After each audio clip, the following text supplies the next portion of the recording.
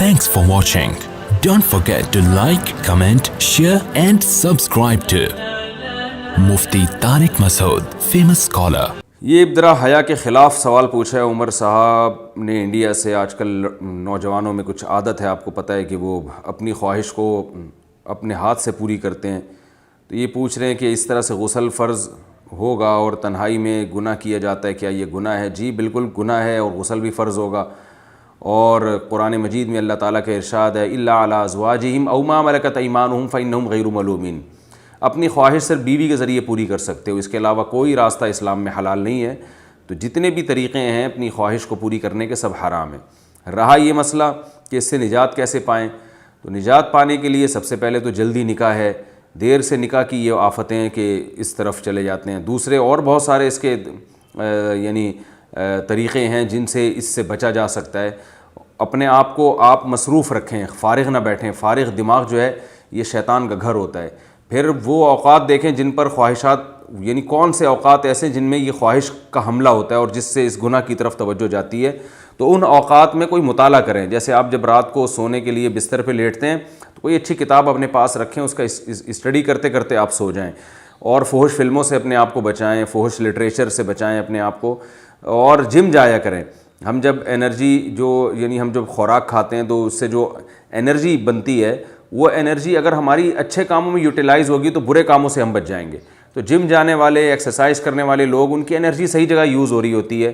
تو دو طرح سے ان کو پھر ان برائیوں سے بچنے کی توفیق ملتی ہے. ایک تو اس لیے کہ انرجی صحیح جگہ یوز ہو گئی. دوسرا یہ کہ جب وہ فزیکل ایکٹیویٹیز میں اپنے آپ کو مصروف رکھتے ہیں تو ان میں ایک جذبہ پیدا ہوتا ہے ہم نے اپنی باڈی کو بنانا ہے. تو ہر وہ کام جو باڈی کو خراب کر رہا ہو اس سے وہ بچتے ہیں. ظاہر اس عمل سے انسان کو نقصان ہوتا ہے، صحت برباد ہوتی ہے.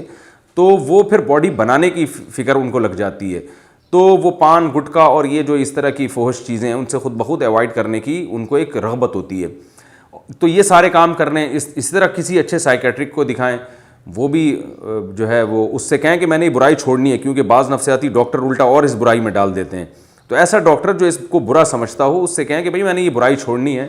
تو نفسیاتی ڈاکٹر بھی کچھ ایسی ٹرکس بتاتے ہیں جن سے یہ بیماری چھوٹ جاتی ہے.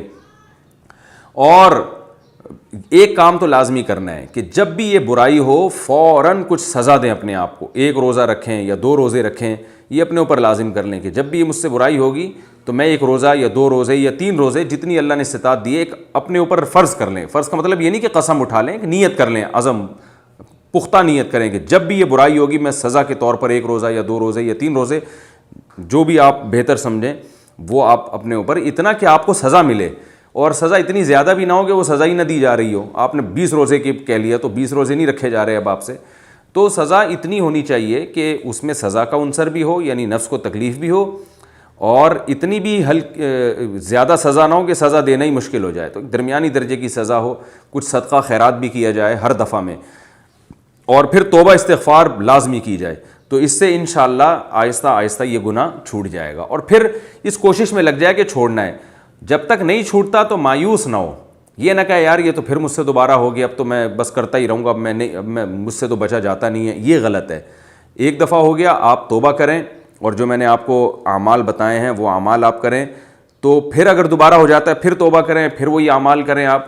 تو ایک دم سے یہ چیزیں نہیں چھوٹتی ہیں، آہستہ آہستہ ہی چھوٹتی ہیں. یہ تو بہت کم لوگ ہوتے ہیں جن میں اللہ نے حوصلہ دیا ہوتا ہے ایک دم سے سب کچھ چھوڑ دیں. لیکن آپ اگر ایک دم سے نہیں چھوڑ سکتے تو اس طریقے پر آپ چلیں گے جو میں آپ کو بتا رہا ہوں، تو آہستہ آہستہ انشاءاللہ یہ بیماری آپ سے چھوٹ جائے گی انشاءاللہ. اللہ تعالیٰ جتنے بھی نوجوان ان قسم کی برائیوں میں مبتلا ہیں اللہ تعالیٰ ان سب کو بچنے کی توفیق عطا فرمائے. اور اللہ کا واسطہ ایسے لوگ نکاح میں جلدی کریں، کیونکہ اگر یہ نکاح نہیں کرتے نا تو آج یہ برائی کر رہے ہیں، کل اس سے آگے قدم جاتا ہے، پھر اس سے بڑی برائی کی طرف شیطان لے کر جاتا ہے.